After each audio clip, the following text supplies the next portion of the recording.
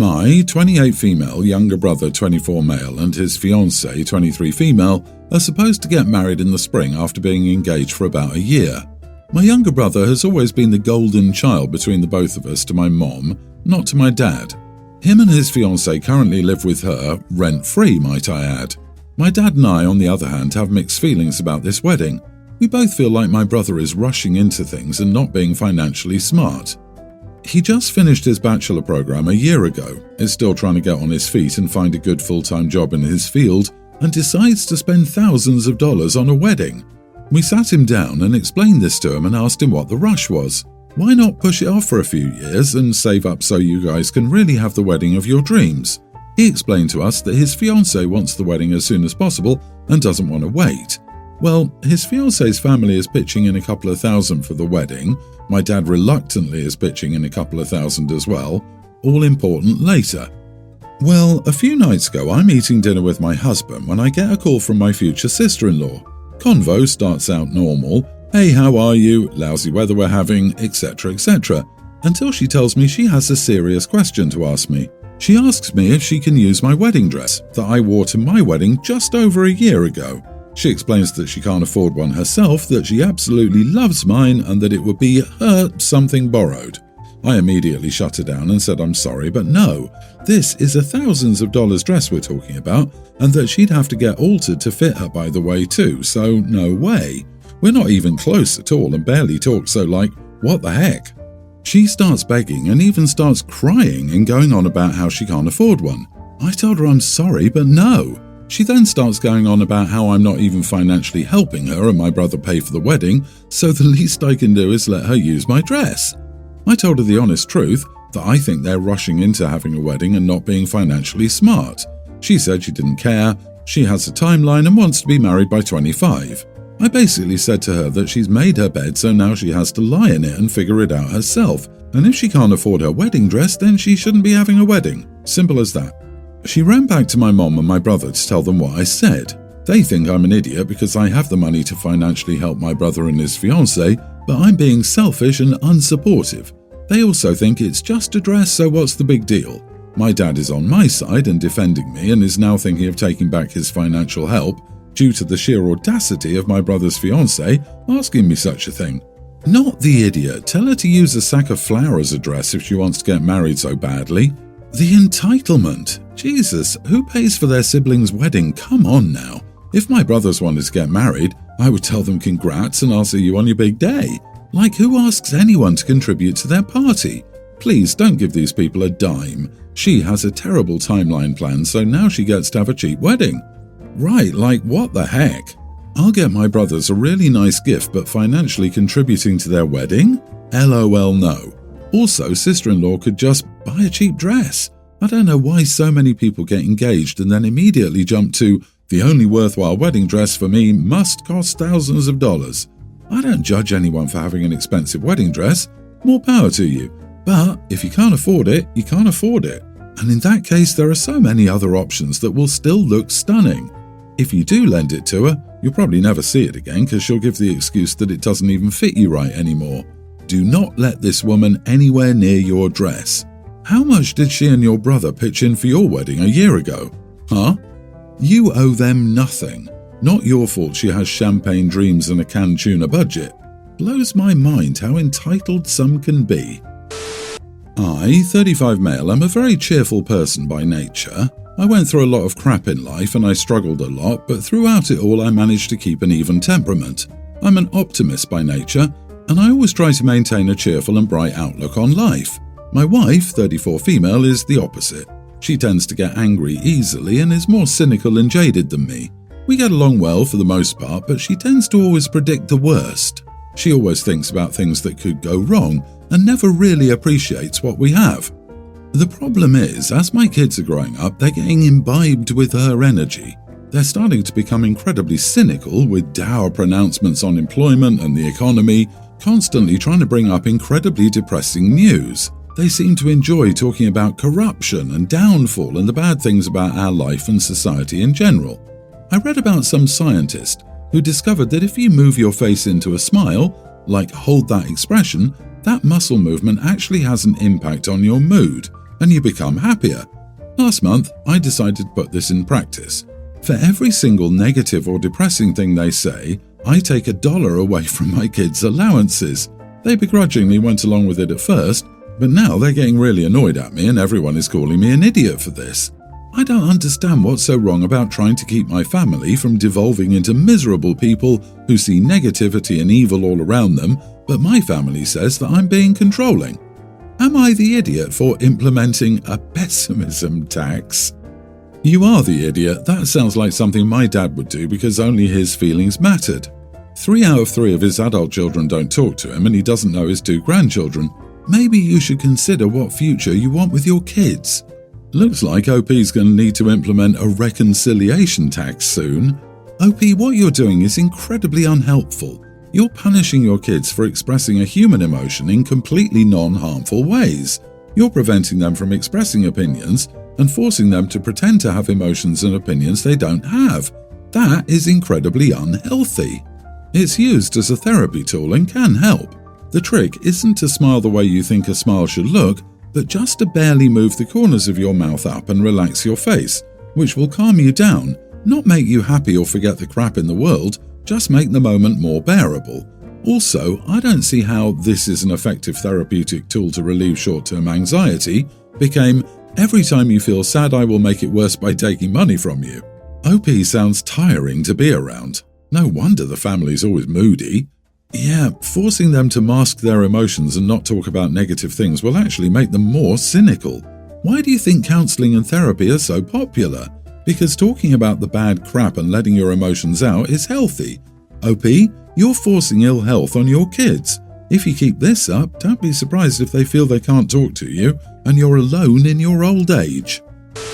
When I, 36 female, was younger, my parents would take my siblings and me on a trip for our 10th birthday. It was our family tradition and they wanted to continue with my kids, Sadie, pre-tween, and Jamie, baby. Sadie's birthday is soon, so my parents told her that they will be taking her and Jamie to Disney. They're only paying for my kids, so my husband Sam, 34, and I have decided to save up to join the trip and make memories together as a family, us, our kids, and my parents. Everything was fine, but my husband's sister-in-law Emma, 29 female, heard about the trip and wants her daughter, Avery, tween, to also join along and has been forcefully trying to get her way even after I've said no countless times. Emma is a single mom, dad's not in the picture, so it's been very difficult for her to be able to provide Avery with certain experiences and opportunities that my kids have been given. Since Avery didn't have a party or a big gift, Emma thinks Avery is entitled to a Disney trip too because my parents, who are in no way related to her, are taking Avery's cousins. I thought this was so rude of her to even ask because why would my parents pay for her daughter's trip when she's not their grandchild? When I told her this, she then kept insinuating that since Sam and I are paying for ourselves to go, we could probably save for Avery to go too. I love my niece and feel guilty she isn't able to have such experiences, but it shouldn't be a financial burden my husband and I have to constantly bear.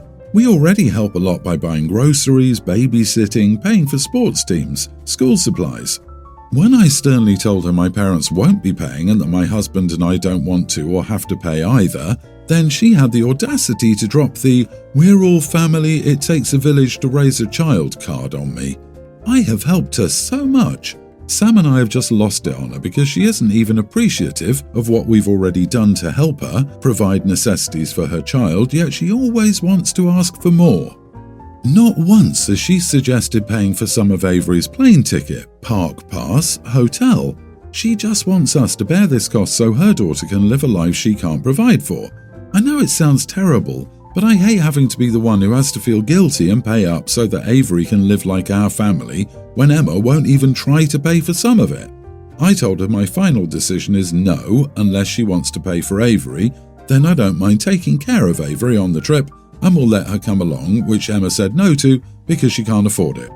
Now my daughter is saying Avery told her I ruined their trip and Avery hates me. I think Emma already told Avery she'd be coming on the trip before even speaking to me and now had to tell me she can't go anymore because I won't let her. On the one hand, Sam and I want to stand our ground and won't pay, but also don't want to ruin our and our kids' relationship with our niece. Am I the idiot? Not the idiot. It takes a village means loving and supporting, not taking every vacation together. The best you can do with a family member who talks behind your back is take the high road, especially in your communication with the kiddo. Yes, it takes a village to raise a child to adulthood, but that village has to start with the parents understanding that the village isn't responsible for everything. They're there to help your child become a better person, not pay for Mickey Mouse ears.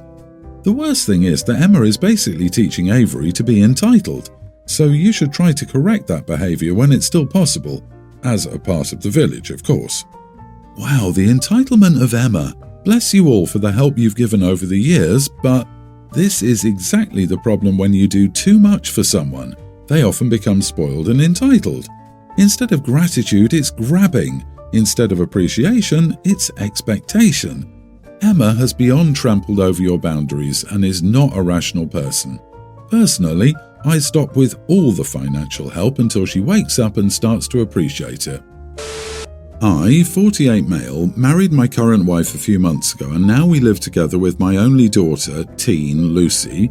My wife has an older daughter, 21, who's in college and wants to pursue a career in fashion. I've tried to generate stronger bonds between my new wife and her daughter with Lucy because I think she needs active female figures in her life. Lucy's mom lives travelling around the world because of her work as a humanitarian worker. She's a great mother and person, but she's obviously not as present in our daughter's daily life as we would all like. Lucy's relationship with my wife is very good now, but she doesn't seem to connect with her stepsister.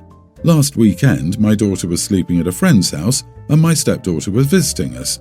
At one point, she entered my daughter's room.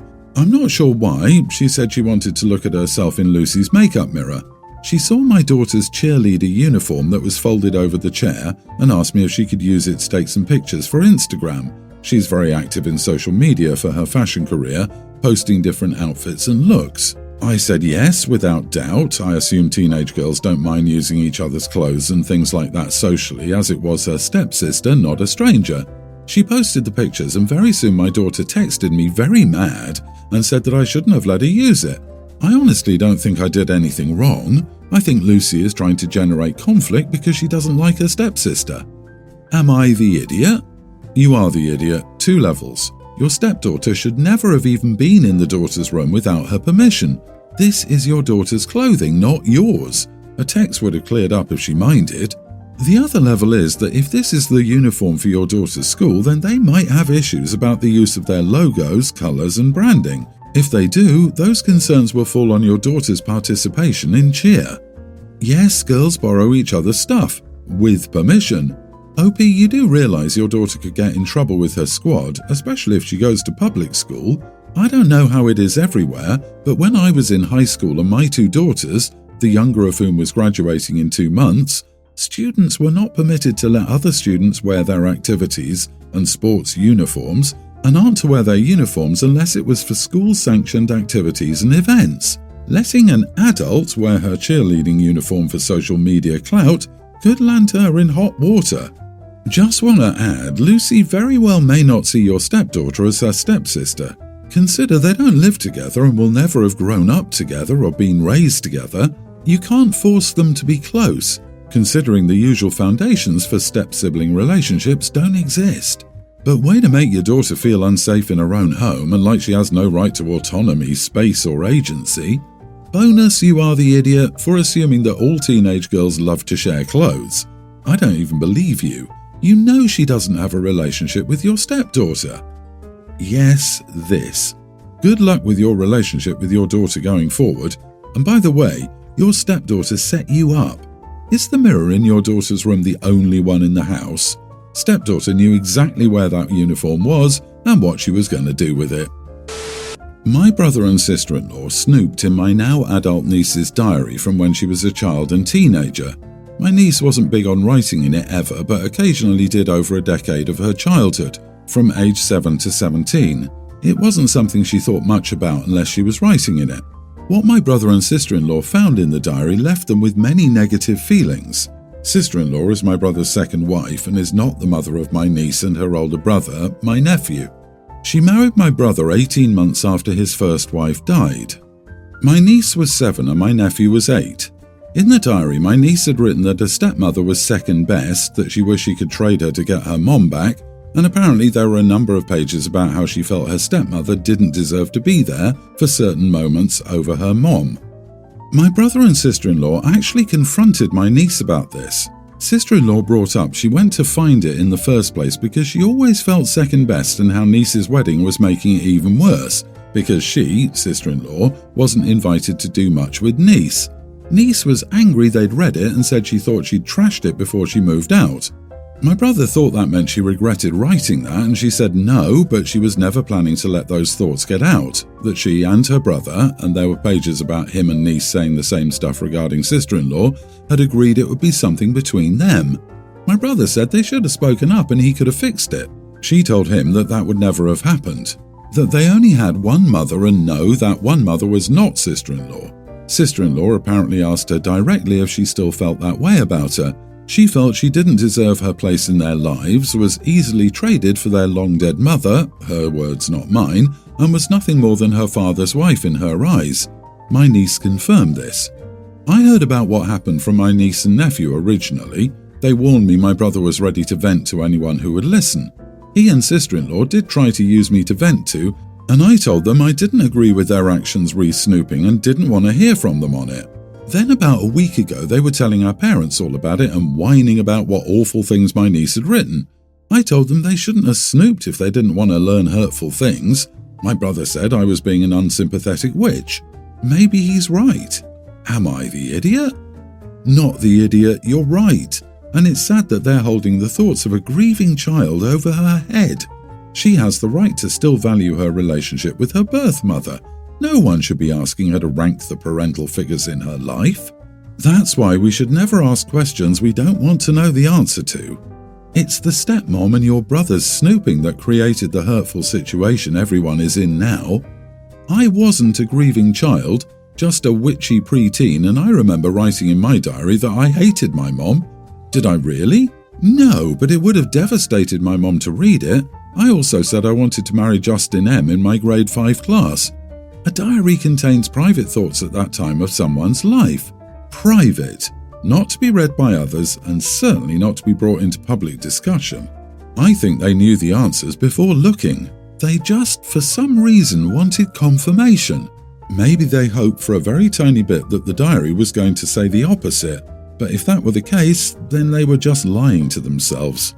She shouldn't have dug for answers she wasn't going to like. Play stupid games, win stupid prizes.